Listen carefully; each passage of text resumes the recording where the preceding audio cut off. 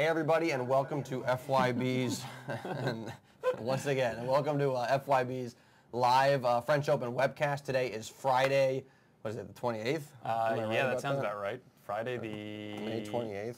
Thursday, March 11th, according to yeah, that thing's it's May 28th. Okay. One of the viewers said call out the day every single time at the top of the show. Sure. So I think that makes a lot of sense. And this webcast, of course, is brought to you by Championship Tennis Tours, which we've got a link to them right below this video player. A lot of matches to talk about today. Today, I mean, absolutely stacked because the rain had pushed all sorts of... so many rain delays that they had a ton of matches to make up today, and I think they got through most of them. I mean, there were a lot of matches played today. They're still a little behind schedule. They got a lot. Yeah. Yeah, and before we go any further, we've obviously had a couple technical glitches over the course of the last couple days. We've got Adam wearing his Geek Squad shirt to signify that he's been working at the problem. I am a certified computer technician. And you know, I think the shirt Adam is actually from way back in the day. I do not don't work make at Geek don't make Squad excuses. currently. So I think Adam, you would know more about this than I would, but the technical issues probably. Yeah, we lowered the bit rate on the stream a little bit because some people from overseas were saying that it was a little bit choppy, and I think that was due to the fact that we were pushing out like a really high quality stream. We've lowered the quality a little bit, but that should make it a little smoother for you guys watching, not quite as choppy. And I think it still looks great, at least on our end it does. So if you experience any problems, let us know in the chat or send us an email because we're obviously trying to make this watchable for everyone. It's kind of like the computer issues are kind of like a difficult tennis match where there's a lot of swings. You got to battle through. Sometimes the momentum will shift, and then... Well, the computer locking up I would liken to like hitting at your backhand, where it's just really ugly and everything. Yeah, and then sometimes you just want to take a racket and bust the computer, but... Well, I think we've got it going now. So, and please let us know in the chat if something is messed up. But with that in mind, one final thing: we've obviously got some stuff to give away at the end of this webcast. $25 gift card. We have a tricky question too that you may need to be up on some matches between some key players coming up. Some previous matches of players who are playing in an upcoming match tomorrow. That's all I'm going to say for now. But keep that in mind. So yeah, with that in mind, that'll come. The giveaway will come a little bit later. Yep. Let's hit on a couple quick matches we had today. We had Federer and Rafa. Yeah. Federer and Rafa. They both played. They did not play each other, but they did play. They both steamrolled. Yeah. Not really anything interesting. Yeah, I mean, there to talk about, to be honest. Other than the fact that, I do want to say, and chime in the chat if you agree or disagree, that I think Federer looks incredibly strong. I mean, obviously coming in, he is the defending champion. You expect him to play strong. He's Federer, but he looks really good. He, last year's French Open, he struggled in his first week. Yeah, and he is on point so far in this tournament. I mean, he is, like, gunning. Yeah, I mean, he's playing. Well, first of all, that's absolutely true. He's playing much better coming in. Yep. The guys he's playing this year aren't quite as good, I think, as the early round competition where you had Akasuso, you had Haas a little bit later on. Sure. Mathieu, who's got a big game.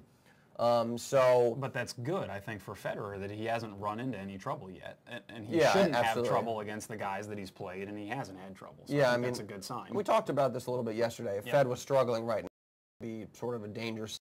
Somebody like Roddick. His struggles are perhaps good for him. Yeah, exactly. Like, such struggles would be bad for Federer at this point.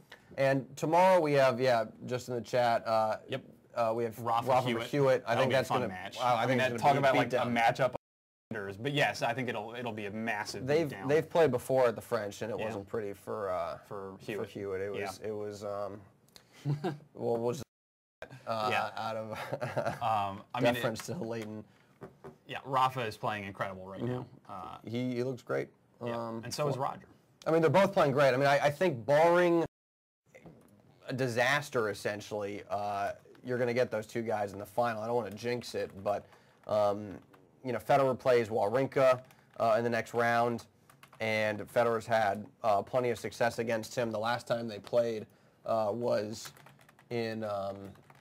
Madrid, a couple weeks ago, and Federer won 3-1. So that, is not that's pretty routine. That's a pretty solid beat down there. So, I don't think Federer's going to have much trouble there, particularly in a 3 out of 5. I've said this before, but beating Federer in a 2 out of 3 is not the same as beating him in a 3 out of 5 in a major when the stakes are much higher. So I don't think there's going to be anything there. I think Federer Murray. Or Federer, excuse me, Federer Wawrinka in the next round. And then possibly facing Murray. That'd be in the semis. Yep. Yeah, that'd be in the semis. That very well could happen, although that's an interesting match, although you and I were talking earlier about also the fact that that Murray has not yet beaten Federer in a major. Yeah, and I don't see this year being the first time he does that. Yeah. And I think everyone can agree that Federer plays a little different in majors than he seems to in other tournaments. Whether or not it's because he's trying or just doesn't care about random tournaments, but he seems to bring his A game during the majors. And he has that streak of being in every semifinal of those. How many is it now? 22 consecutive semifinals. I've lost majors. Track. Yeah, he's got. I mean, you're looking at the draw. If you clip over to my computer screen, sure. I think you can see this here. I don't have the magnifier. You got fire that up. All right. Just click run. There we go. Just hit enter. Yep. Whoa, sorry about that. So you got Federer, Wawrinka up here. You've got Cilic and Soderling. So if Federer gets through, I expect him to. He's going to play either Soderling or Cilic. I expect Soderling looked really good today. Here he is against Montañez, and he dropped the third set, but he looked solid. I saw a decent amount of that match, and he was hitting well. And then you have Murray versus Berdych, and I expect Murray to get through that, even though Murray has looked a little today against Baghdadis. I thought this was going to be a pretty good match, and it turned out to just be a weird match. Murray ran through the first 2 sets, then dumped the third set 6-0. Which is a little troublesome, to be honest, if I was a Murray fan, because losing a set 6-0 is hard to do on the Pro Tour. Yeah. Well, in addition to that, as you were saying again earlier today when we were talking about this, Murray can win a match where against someone like Baghdadis, where he just goes away for a set. Mm-hmm. I mean, losing a set 6-0, but you cannot do that against Federer. Oh, he will shut you down. Mm-hmm. So I think absolutely true. Murray has to watch out that he doesn't just dump a set and not.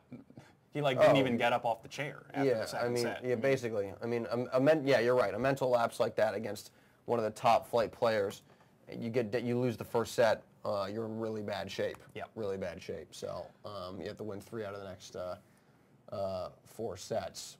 And then we got. Go back over to the computer screen here. Yeah, we got. I'm kind of surprised that Berdych beat Isner that badly. That's a little. That is a straight whooping. Just given Isner's serve, I mean, granted, the clay is slower, but 2-2-1 is got to be a disappointing result. Yeah. For Johnny I. I expect Murray to come through this. I think Berdych has got a huge game, flat ball hitter, but I think Murray takes that on the slower stuff. And then you have Tsonga playing either Jusny or Troicki, and you would suspect Jusny comes through that, and I think you're going to get Tsonga coming through. So you could end up with a Murray-Tsonga quarterfinal match, which would be neat. That'd be neat. And that would be. Tsonga's been playing all right, and he's got the French crowd behind him, so I wouldn't be surprised if Tsonga got through that. And then that would set up, obviously, potentially a Federer-Tsonga semi, and if that's the case, then I think Federer wins 3 sets. Yeah. Yeah. I don't see. And I mean, we touched on this earlier, but I want to give this a shot here. I mean, I think the way that Federer is playing, and also just looking at Federer's side of the draw, it just doesn't look like there are that many people there that are threaten Federer a ton. I agree. And just looking at the way that Nadal is playing, I don't think that there are going to be anyone. There's going to be anyone who's threatening Nadal on his side of the draw. It looks, at least at this point. I mean, upsets happen. I mean, crazy things happen in majors, but it looks at this point like it's going to be almost a conclusion that we're going to look at a Federer-Nadal final. Yeah, I can't wait for that not to happen now. Yeah. So we look like idiots. Yes. However, we're going to do something new. We're going to give this a try here. I'm going to put a poll up on the screen for you guys at home to answer. and we're going to be able to share the results of the poll in real time here. So let's see. Right about up here where my finger is, in a second or two, you should see a poll appear. Somewhere right up in here it should say poll, and you click on that and you are going to get some options, and it's who wins in a potential Federer-Nadal final. And then you've got 4 options. Is it going to be Federer wins in 3, like he just blows out Nadal, or will Federer win in 4 or 5 sets? Will Rafa win in 3, blow Federer out? Or is Rafa going to win in 4 sets or more? Results are already coming in real time. Nice. That's pretty cool. Looking right now, like most people think that it's a dead heat right now. 50% of people think that Nadal is going to win in 4 sets. 42% of people think Federer is going to take it. And we'll just leave that poll running and everyone will have a chance to take that. Again, the little button up here somewhere that says poll, click on that and give us your answer, and we'll just leave that running for a bit. So Ice Kiss asked, well, who do I think is the biggest threat to Federer and his side of the draw? I'm looking at it right now. To be honest, I almost want to say Soderling, just because even though Federer has totally owned him in the final of the French last year, he's the only guy. He's a guy right now that's playing well. He's got a huge game, big serve, big ground strokes on both sides, and I think to beat Federer on the clay court, you're going to have to come with some serious heat, or you're going to have to be Rafael Nadal. Let's talk about serious heat, because Fed's opponent today brought out all of the guns in the 3rd set, and it did absolutely nothing. Yeah, I mean it was 6-4, but you're talking about. Yeah, he's got. The guy he was pulling some absurd shots out that you would just not think you would see. Yeah, I think the difference there with Reister is you got a guy who is just kind of going for broke. Sure. Versus a Soderling who can consistently hit big. Sure. Let me open up Soderling's stat line today. I think it was. Yeah, it was. Let me open up the magnifier again.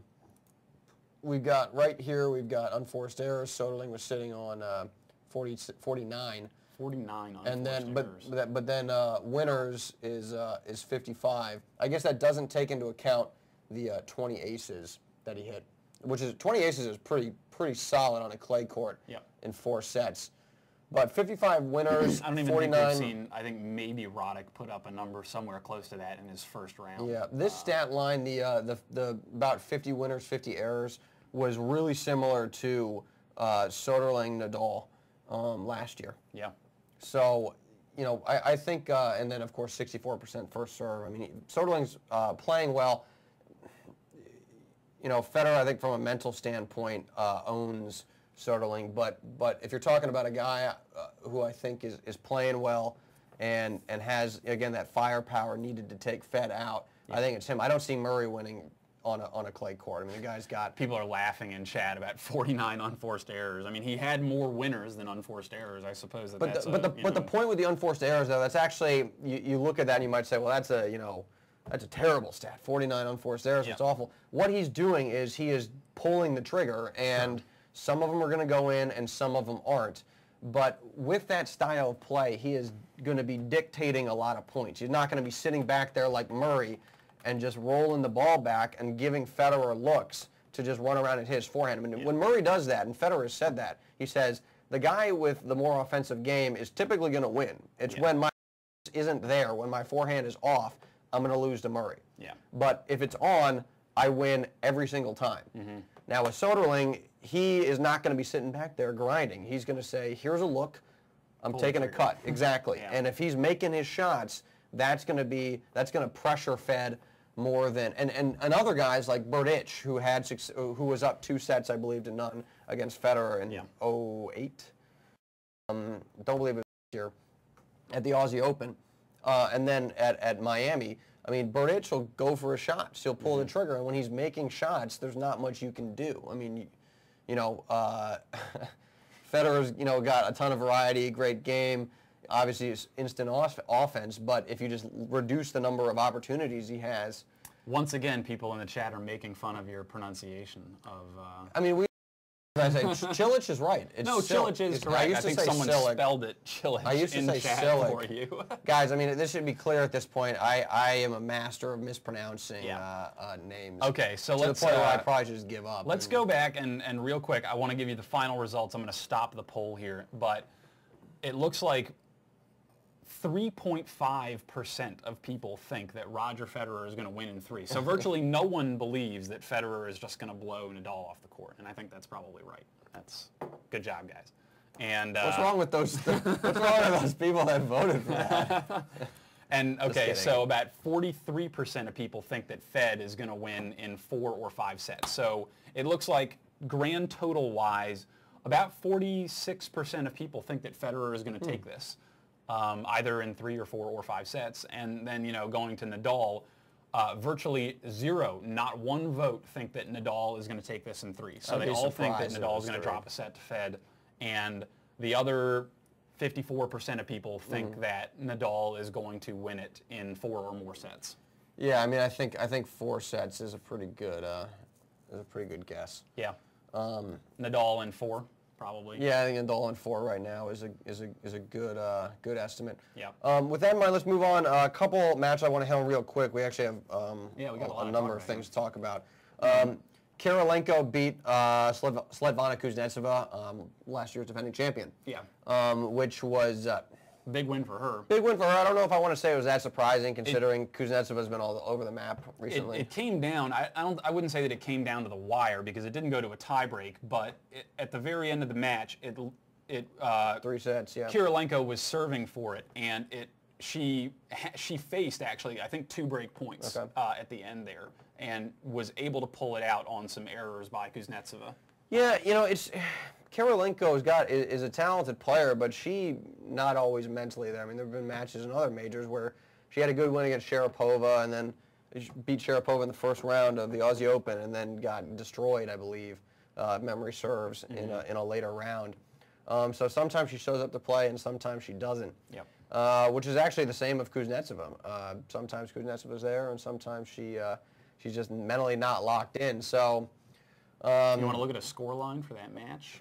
Yeah, give me a second. It's right here. You got it right here. Let's clip over to that. So here we have Kirilenko and Kuznetsova, and 6-3, 2-6, 6-4. Yep. Like I said, just sort of I think a mentally inconsistent performance from both players, which again is sort of their MO. I don't know if there's too much to read into it. Outside of I think there's a lot of inconsistency rather on the women's side outside of Venus and Serena. I mean, I think they relatively frequently show up to play, but outside of them, I mean, you have a lot of players: Ivanovic, Yankovic, Kirilenko, Kuznetsova. A lot of these girls who are in the top 20, it's a sort of very hit or miss as to whether or not they absolutely they get in there's there and there's the best stuff. There's a crop of talent, or a crop of players who have a lot of talent, don't have the consistency from a mental standpoint to get it done week in and week out, as opposed to, you're right, Serena, not so much Venus, although she's been playing at Wimbledon, absolutely. Yeah. But yeah, I mean, Serena is just mental rock. I mean, you want a player to copy. She's copied that mental game. She's always there. Amazing competitor, just never gives up. Just a great example of tenacity. And then tomorrow we've got an interesting early round matchup, 3rd round, Anna Sharapova. That'll be good. Which, I think, the nice thing is particularly Sharapova, it seems like, let me actually, before we talk to Sharapova in the chat, Agassi78, Wozniacki did come back. She is a good competitor too, and she is relatively consistent. She plays a ton of tournaments, but she got injured recently and lost several matches, but she had a nice run earlier in the season around Indian Wells and Miami and the million other tournaments she plays. She's got a very heavy schedule. She'll probably have to cut back. She's another who is tough from a mental standpoint. Which good. I'm part Danish, so happy to see that. Thanks, Mom. Let's go back to, let's come back to, let me open up the draw. No, we got it here. So it's a late match tomorrow. All right, clip over to the computer here. Late match tomorrow. This is on Chatrier. Last match is Sharapova versus Enna. Yeah, I mean, the thing I'm excited about here is that it looks like Sharapova is getting her game together, and particularly that serve. She was serving 70% on her first serve, and that's big for her because Enna is a better mover, obviously is more consistent, obviously a better clay court player. So Sharapova's going to have that serve working to set up a lot of easy points, set up easy points, attacking opportunities. Sharapova to have that serve working is a big favor to ask, but she does appear to be playing a little bit better.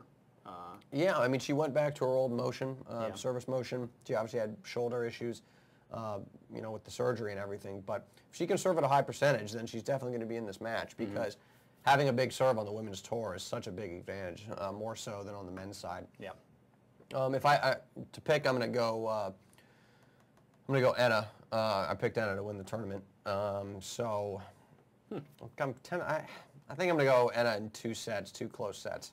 I don't know if I see this going 3, but Sharapova certainly. Mercury Rob has a comment in the chat. This is sort of a complete aside, but the marks on the clay, and they're talking about using Hawkeye at the French Open, which is not done because the ball leaves a mark on the clay that you can go and look at. And just today, I'm trying to remember whose match it was. It was the men's match. I was telling you about this. But there was a case where sometimes even on the clay, because the lines are actually tape, it's difficult to tell whether or not the very outside of the ball may have clipped the tape. And sometimes the mark can be misleading. Hawkeye's got a margin for error, though. I think it does. It's 95. Hawkeye has a margin for error, and even sometimes the referee today was out there like almost kneeling down on the ground trying to look at this mark to see whether or not it was actually touching the tape or not. So sometimes, Hawkeye has a margin for error, but sometimes it's hard to tell, even with marks on the court, whether or not a ball actually touched. Yeah, and Status X said Marty Fish versus Lubicic. Lubicic won. Yeah, that's what it was. It was a Lubicic-Fish 15 love, and then Lubicic ripped a backhand cross court, which was initially called out. It was a winner. Initially called out, and then the ref got down, the umpire got down and looked at it, and it, a piece clipped the line. Fish thought otherwise, but it was a winner. It was 30 love. Right. And then Lubicic hit it. Speaking of. If you probably watch the ESPN Sports Center top 10 clips of the day, this will probably be on there. Absolutely. Lubicic did an absurd shimmy jingle dance after hitting a winner, which we will not recreate, but you can find it on the interwebs. And it wasn't even match point; it was the point before match point. Well, it set up match point. It set up match point. It was an absurd backhand. I mean, Fish came with a strong shot. I'll diagram strong, forehand down the line, came in net behind. Well, no, that actually wasn't how it. Can you toss me one of the? You see next to my one of the small markers. All right. There you go. Thanks. What happened was we got Lubicic up here. I think I'm spelling his name properly. And then Fish is down here. Lubicic hit a drop shot. I can't remember if it was a forehand or backhand drop shot. And Fish did a nice job of closing. And then Lubicic is positioned about here. Fish hits a pretty solid forehand down the line. And Lubicic is completely out of position. No look backhand. I don't know if you can see me. Goes like this, like backhand slap, and hits it cross court for a winner. And Fish he's like, are you kidding me? What just happened? That was an incredible shot. And that, of course, set up match point. And then I believe it was an ace on match point. That actually, if we take a quick aside, we were going to talk about the drop shot as when to. Obviously, the drop shot on a clay court is more effective than some other surfaces.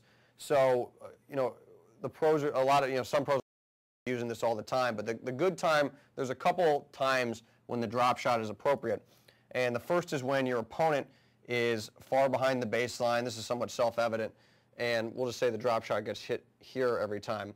Longer court to cover, and also if you're inside the baseline or up on it, that's a better time to do it. If you're further back, that obviously is not the best time to hit a drop shot. Guys, by the way, someone in a video, I've allowed links in the chat for the reason that people can link in YouTube clips and whatnot, or a link to a French Open page, but please do not send videos of people dancing around shirtless, like pretending that they're Shakira, or I'm going to have to turn off allowing links in the chat. I highly recommend that people watching do not click on the link that Fuzzy Blackball is provided there in the chat. So that being said, let's go back to the drop shot explanation. Okay, so the first thing is behind the baseline. The second, somebody doesn't necessarily have to be behind the baseline and have a long distance to cover. You might just want to hit a drop shot when their momentum is carrying them in the wrong way. So if you have pulled your opponent wide and then they're struggling hard to cover the open court, then a drop shot can be appropriate because you're simply wrong footing them. The stopping and the starting, particularly on a clay court where you're going to slide, is going to make it real difficult for them to get to that drop shot consistently. And the final thing I want to talk about, you can leave it here, I need a racket, is what Federer does off the forehand side, at least, is the disguise. He's got an Eastern grip, so he doesn't have to shift very far to get to a continental, which is what he uses for the drop shot. But he'll go into his backswing like this and then switch his grip as he takes the racket back straight into his drop shot. So by winding up like he's going to rip a forehand, then his opponents are more inclined to take a couple steps back. So not only does Fed have the advantage of his opponent being a little deeper behind the baseline, they're also backpedaling, so he's got the momentum and the depth, making it very difficult for them to get to a well-hit drop shot. Federer did that great against Rafael Nadal in the Madrid final. Worth noting that because Fed's got that conservative grip, easier for him to get to a continental than somebody with a more extreme grip, semi-Western. You either have to go like this, switch it this way, or switch it back. So it's a little bit more difficult to get to the appropriate grip, the more extreme your grip is. All right, so what's next on the agenda here? I mean, we have Roddick, Gabashvili, Ferrer, Melzer. Yeah, let's hit on a couple of these. We're coming up on 5:30, so we'll go another 5 minutes or so. We got the two things I want to talk about in terms of Roddick, Gabashvili is tomorrow, and then Ferrer, Melzer. Those are the two matchups. If we get through, if Roddick gets through and Ferrer gets through, then we have a fourth round matchup between those two. Mm-hmm. We've got Roddick and Ferrer. That's the one I'm hoping for. Yeah. And like I said in a previous webcast, that's going to be sort of the indication of where is Roddick's game right now.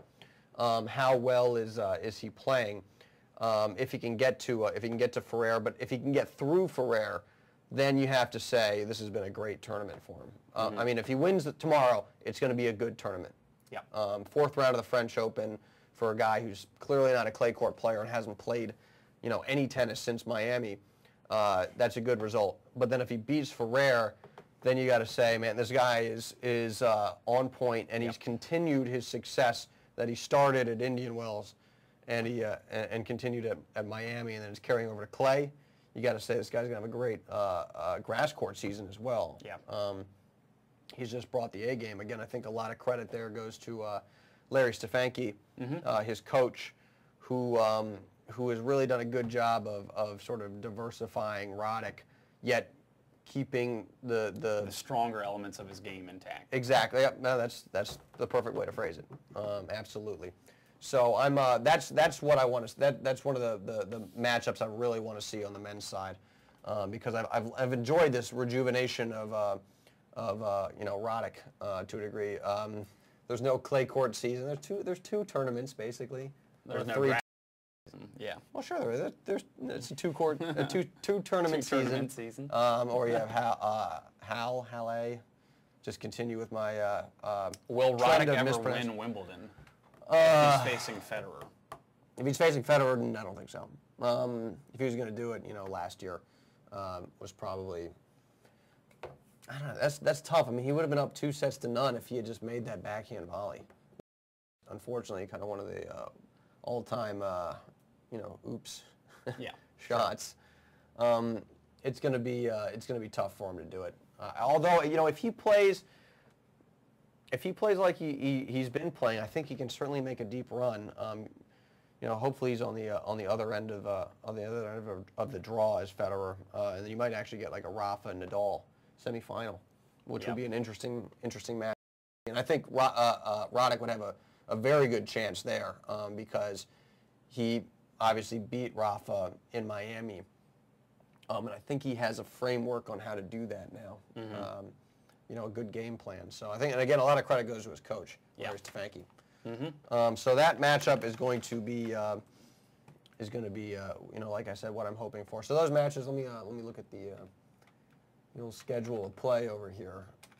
We got, Roddick is first up, and then you've got basically different court, but then you got Ferrer and Meltzer. You got to think you got to think Ferrer is going to win his match. He's been having a pretty good season. Roddick, a little more unclear, but someone says in chat that if Nadal could just make the ball bounce 2 feet higher, he would destroy Federer. He would destroy.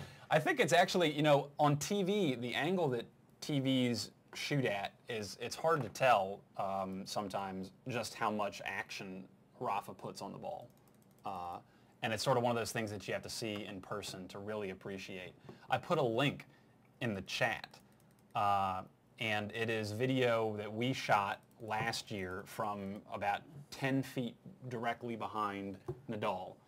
And if you want to take a look at that footage after the webcast, but you can see when it clips to the back perspective, not all of it is shot from the back, but when it does clip there, you can just see how much action is on Rafa's forehand and how hard he's hitting the ball, even in practice.